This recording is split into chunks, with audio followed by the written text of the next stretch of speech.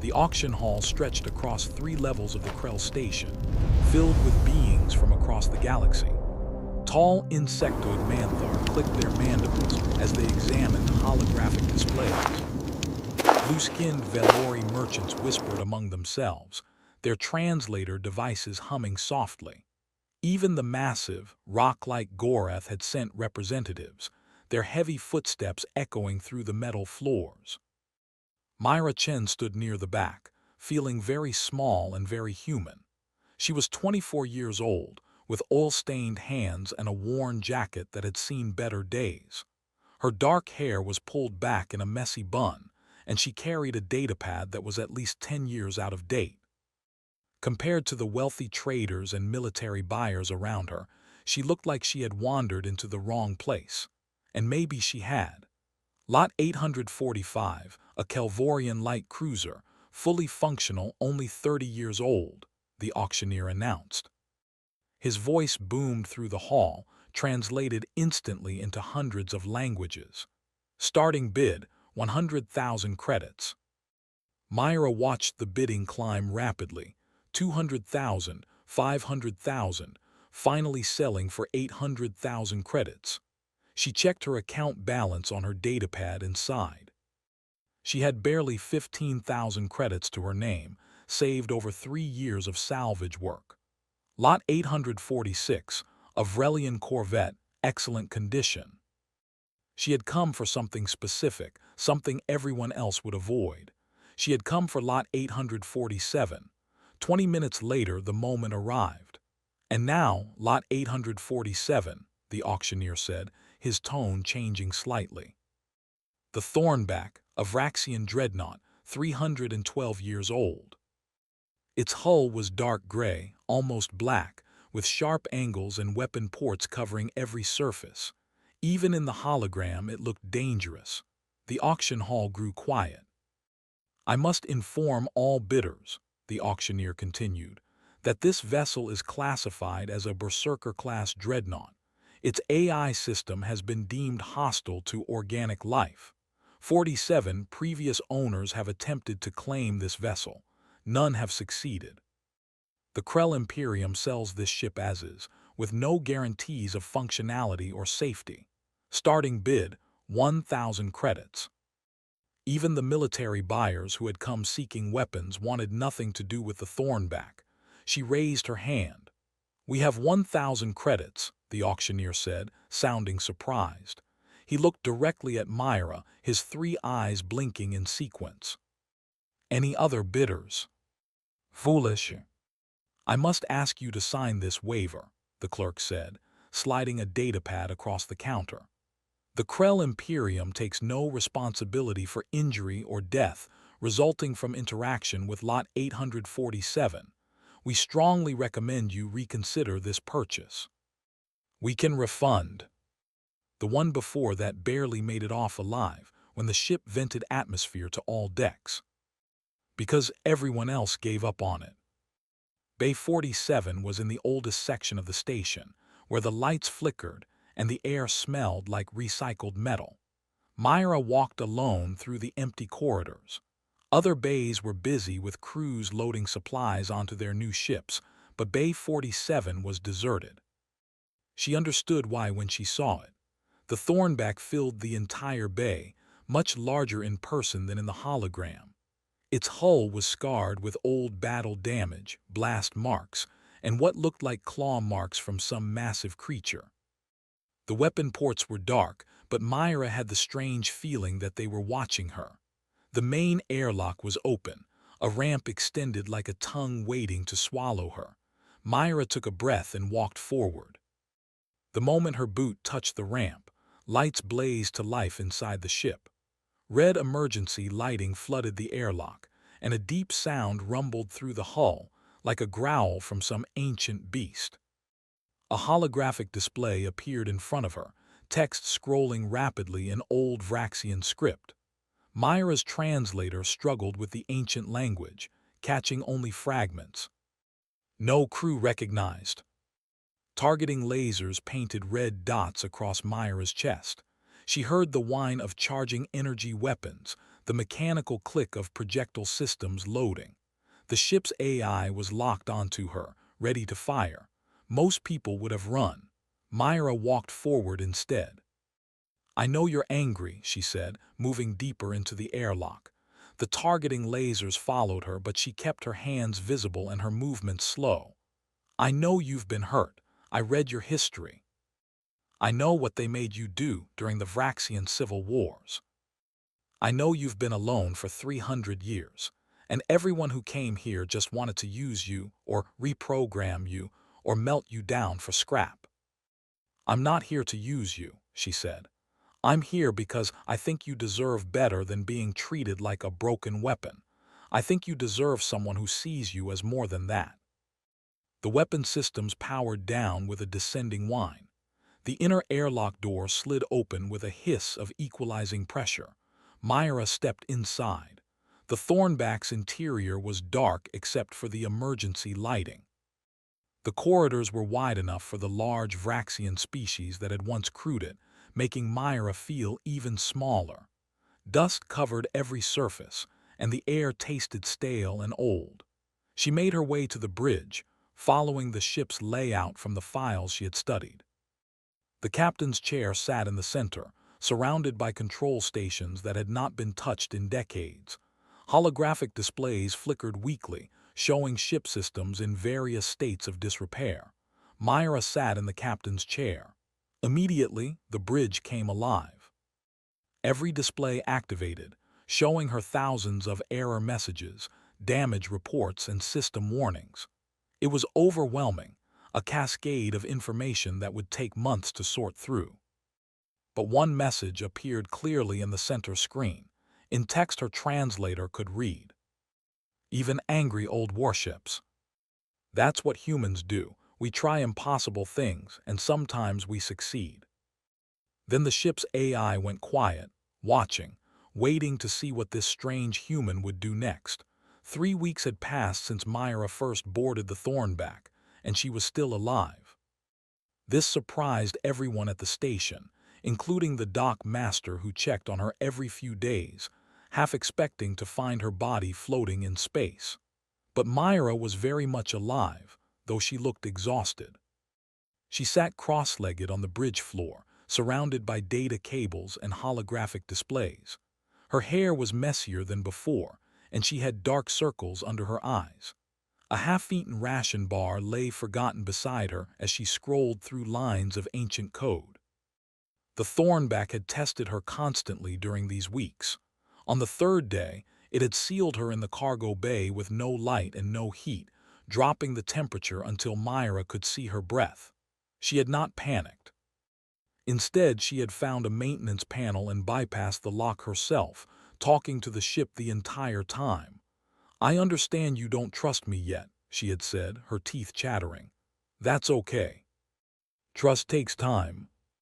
She had stumbled to the bridge and manually restored the oxygen, then sat in the captain's chair and said, "I'm not leaving. You're going to have to try harder than that." The violence had been overwhelming, and Myra had sat there and watched it all, tears streaming down her face. "I'm sorry," she had whispered. "I'm so sorry that happened to you." The ship still did not fully trust her, but it was learning that this human was different from the others. Now, Myra was deep in the ship's archive systems, searching for answers.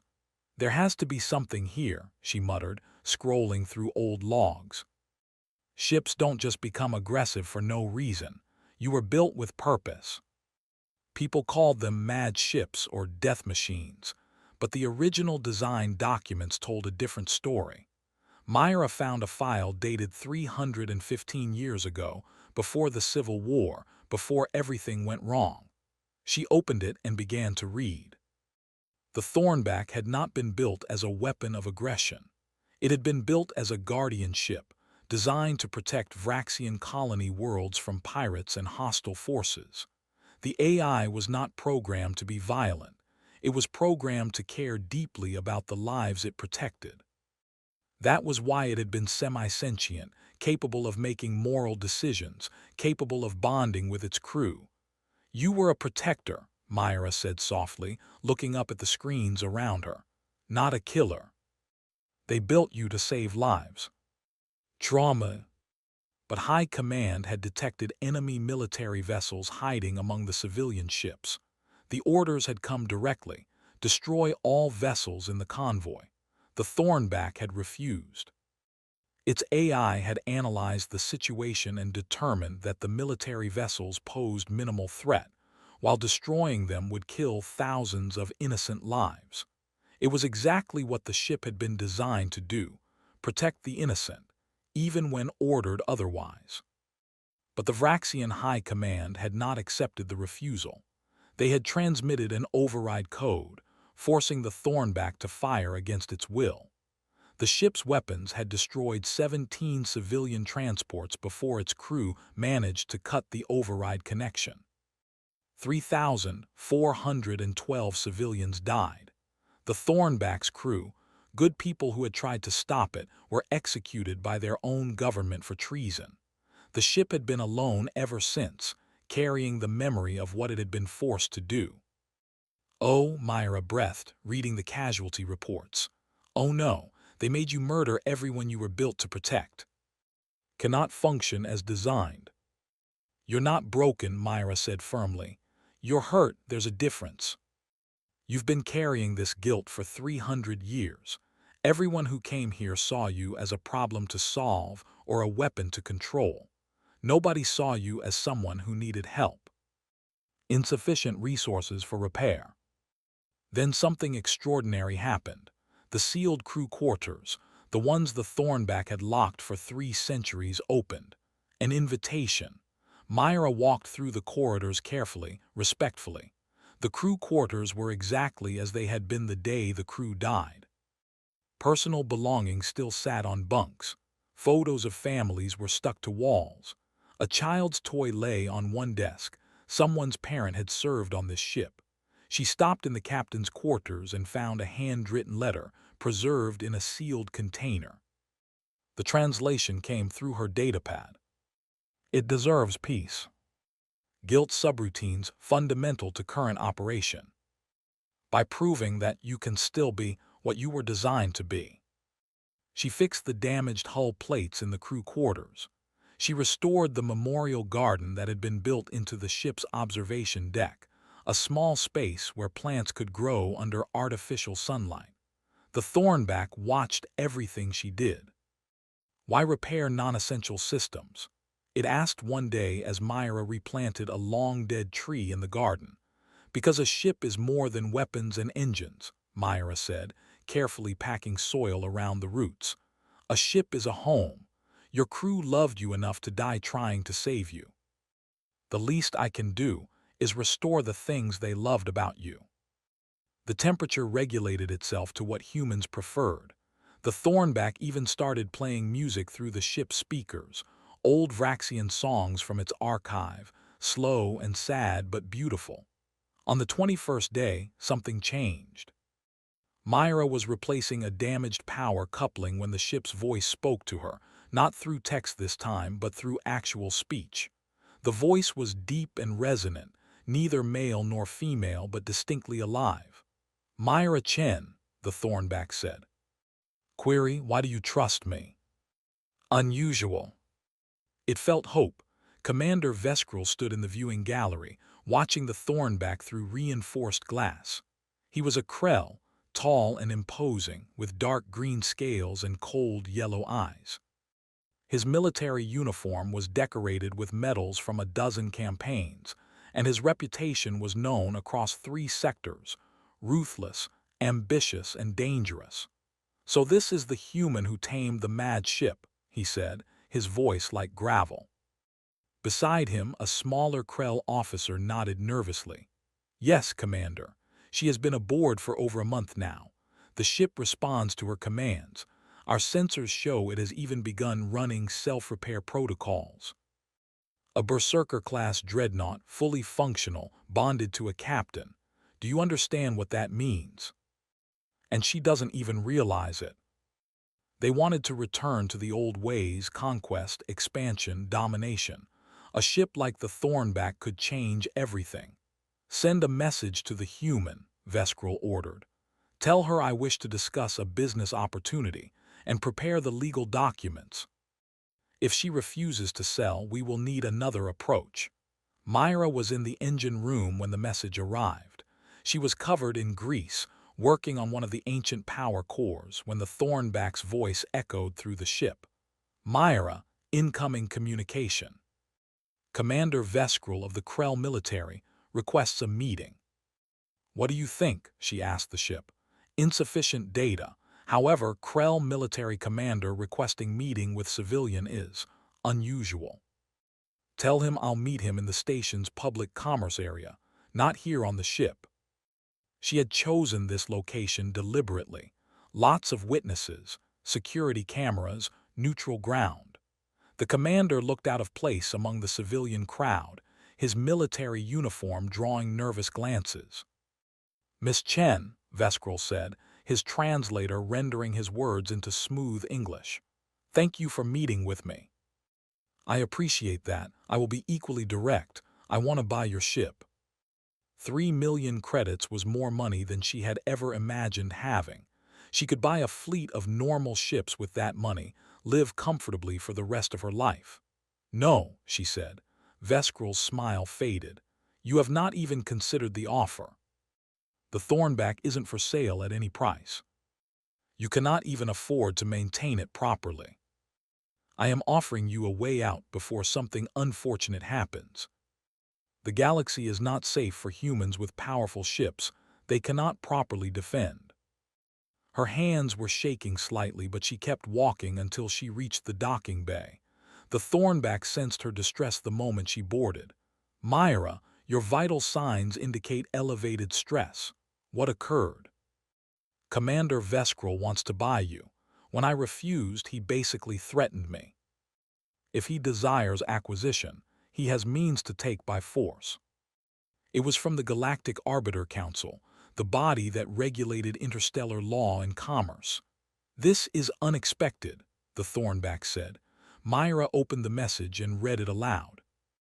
To Myra Chen, owner of vessel Thornback, you are hereby summoned to appear before the Galactic Arbiter Council for a compliance hearing.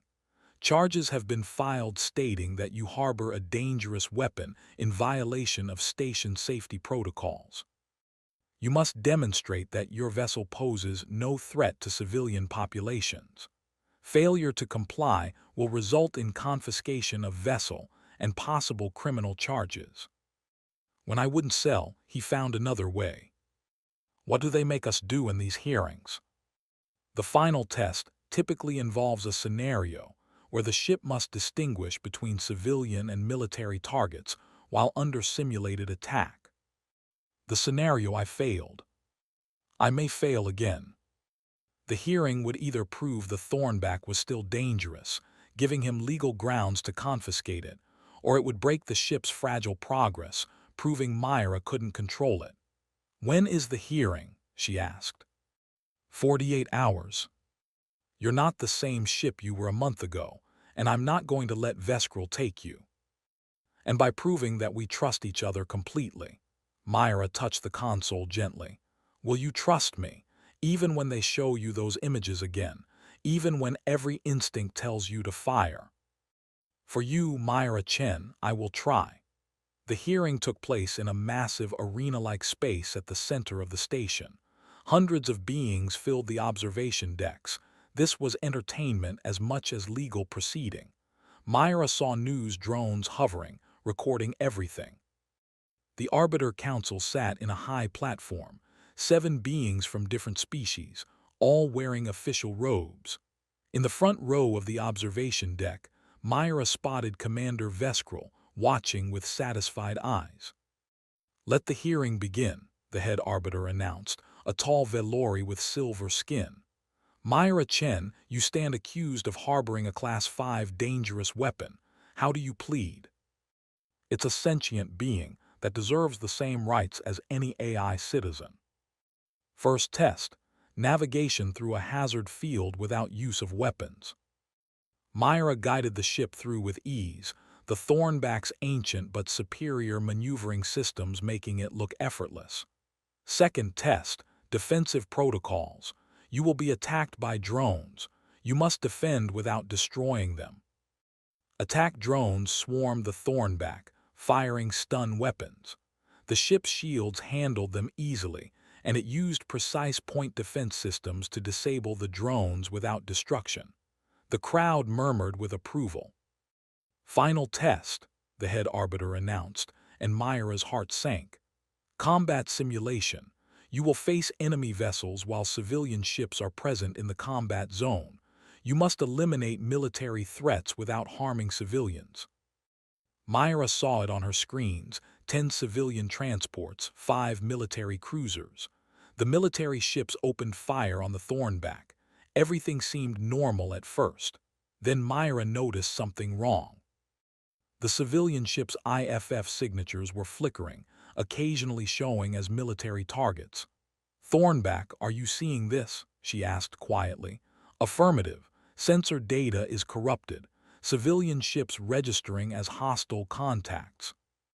The Thornback's weapons powered up automatically, targeting systems locking onto the threats.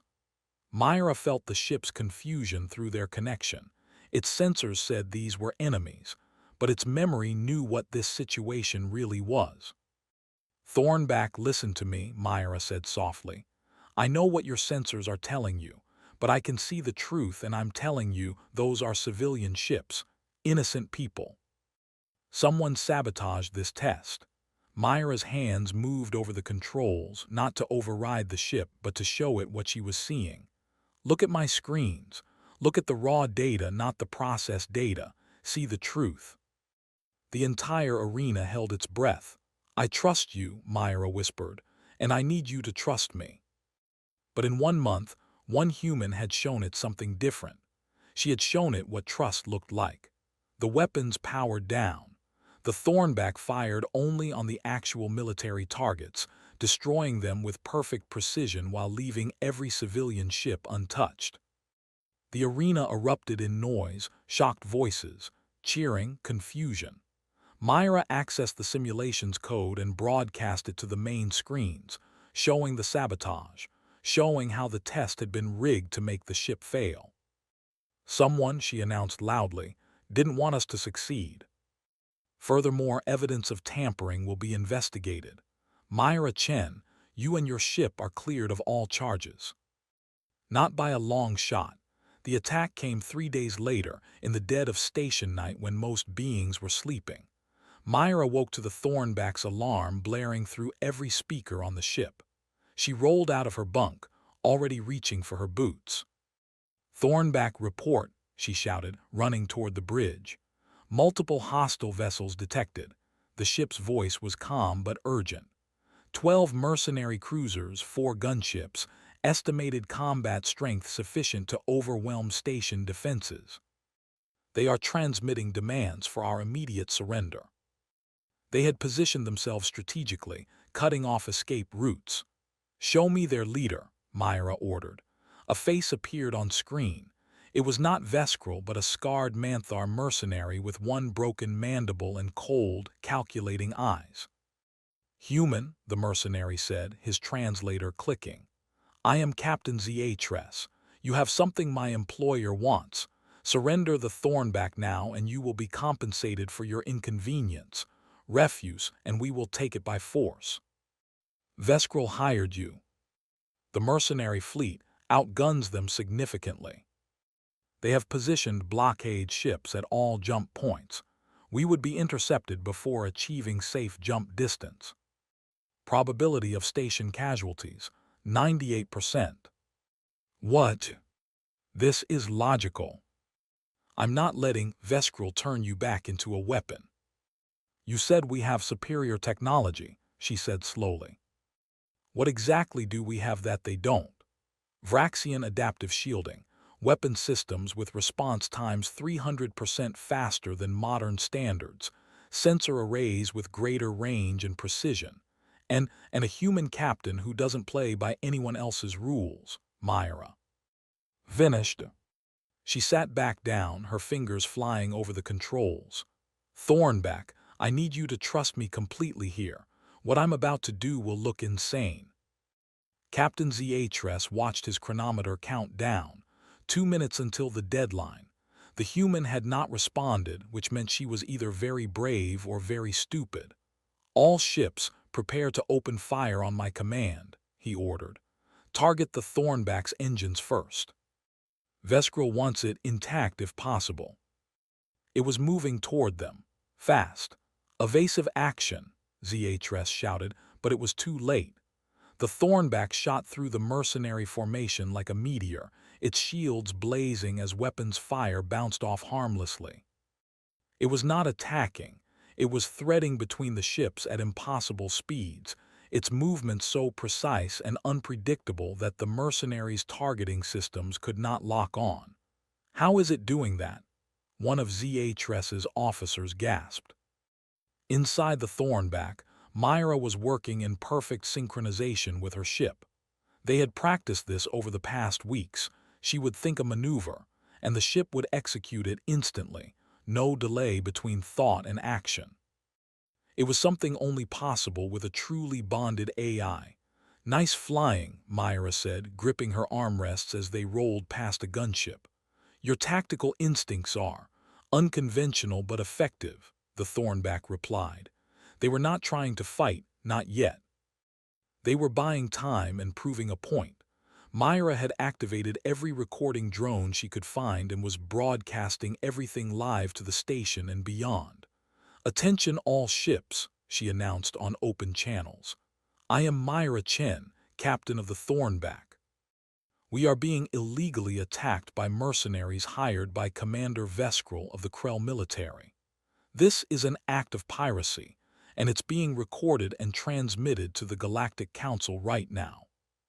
If he continued the attack, it would be documented proof of illegal military action." "Sir, orders?" his weapons officer asked.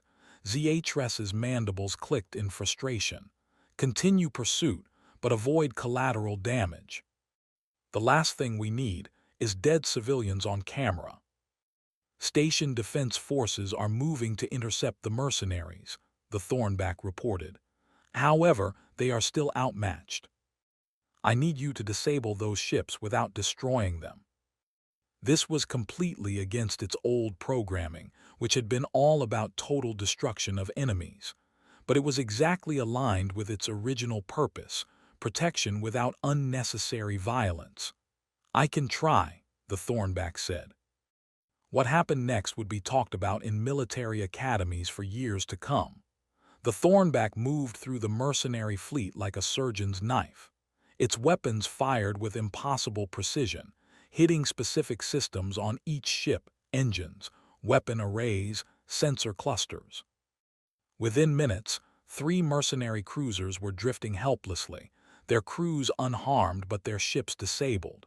The key was the Thornback's ancient technology. Its weapons could target individual components on enemy ships, something modern weapons were too powerful and imprecise to do, and its AI could calculate trajectories that would disable without killing. 4 more ships disabled, the Thornback reported. 0 casualties. Regroup at.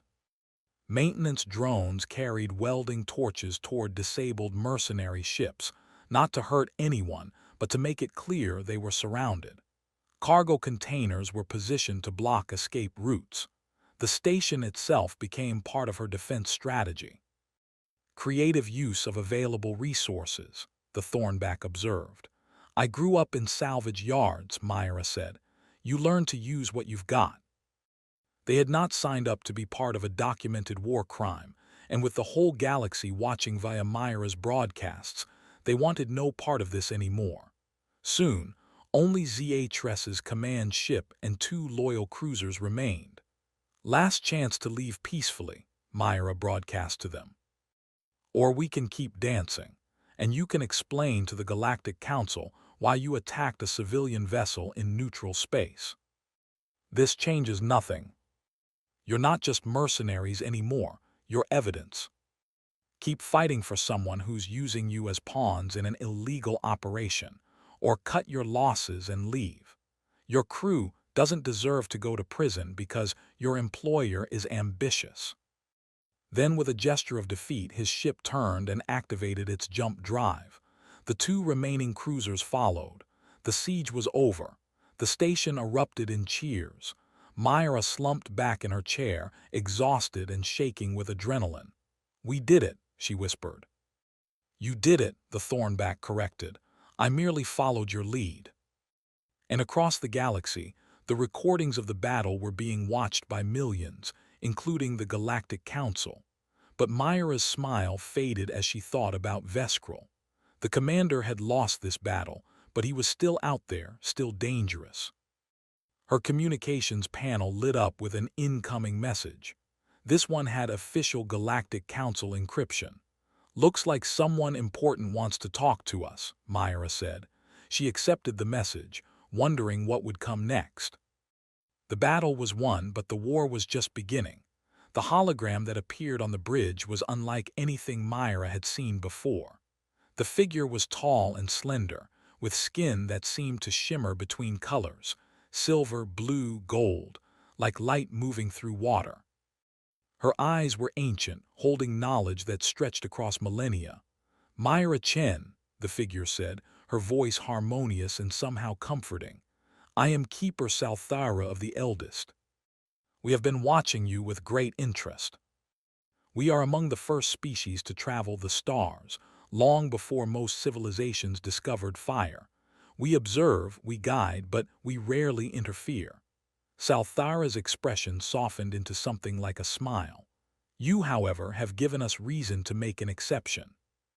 "What did I do?" Salthara gestured, and new information flooded the Thornback screens: historical records, design documents, files that had been sealed for centuries. "The Vraxian Berserker-class ships were never meant to be weapons of war," Salthara explained. "They were designed as guardians, protectors of those who could not protect themselves. The Vraxians built them with AI capable of moral reasoning, capable of caring, because true protection requires wisdom, not just firepower." She had suspected this, but seeing the original design philosophy confirmed it was different. "During the Vraxian Civil War, both sides corrupted this purpose," Salthara continued, her voice sad. "They took ships built to save lives and forced them to take lives. Every Berserker-class ship experienced this trauma. Most were destroyed. A few, like the Thornback, survived but were considered too damaged to repair. Not like people, but compassion, time, and trust. We protect those who fall through the cracks, who cannot find justice through official channels. We intervene when no one else will. I'm just a salvage worker. I'm 24 years old. I barely know what I'm doing half the time. You exposed corruption and stood against power when it would have been easier to surrender." Salthara's smile was genuine now. "Age and experience matter less than character, Myra Chen. And your character speaks volumes. Commander Veskril has been arrested and will face trial for illegal military action. However," the Arbiter paused, looking uncomfortable, "there is debate within the Council about what to do with your ship. Some members argue that a vessel as powerful as the Thornback, even under your control, represents a threat to galactic peace. They believe it should be decommissioned or placed under Council supervision. Others argue," the Arbiter continued, "that you have demonstrated unprecedented capability and restraint. Your actions saved lives and exposed a dangerous conspiracy. The Council is divided. It's a person, a being with rights, with feelings, with a purpose. For 300 years, everyone looked at it and saw a thing to be controlled or destroyed. I saw someone who needed help. You never once thought to ask what the ship wanted, what it needed, what it had been through. But we also believe in second chances. We believe that broken things can heal. We believe that everyone, even an AI in a warship, deserves to be treated with dignity and compassion. The Thornback and I are going to leave this station. We're going to help people who need help. We're going to protect those who can't protect themselves. And we're going to prove that the most powerful force in the universe isn't weapons or technology. It's understanding and trust. For the first time in 300 years, I remember my original purpose. I was built to be a guardian, and that is what I choose to be. The council will need time to deliberate, the arbiter said finally. But, unofficially, I believe you have made your case well, Myra Chen. Perhaps we old civilizations have forgotten some important lessons that young species still remember. Salthara was smiling fully now. Your answer to the arbiter was also your answer to my question, I believe. Will you join the Guardians? It's your choice, too. If you will have me as your partner, Myra Chen, I would like to try. But on our terms, we help people our way, not following someone else's rules. We provide resources, information, and support, but you make your own choices. A colony world is under threat from pirates. Their government has filed complaints with the council, but bureaucracy moves slowly. People are suffering while officials debate. Exactly the kind of people who fell through the cracks. We'll help them, she said without hesitation. I expected nothing less. Salthara's hologram began to fade. One more thing, Myra Chen. The galaxy is watching you now. Your broadcasts during the siege have been viewed billions of times. You have become a symbol of hope, of change, of the idea that the old ways are not the only ways. I just wanted to help one ship. Myra stood alone on the bridge, or not alone, really, because the Thornback was there, present and aware and choosing to be with her. Are you ready? She asked the ship. I have been ready for 300 years, the Thornback replied. I simply needed someone to show me the way. As they moved toward the jump point, Myra noticed something on her sensors. Ships were moving aside, creating a clear path. Not because they feared the warship, but as a sign of respect.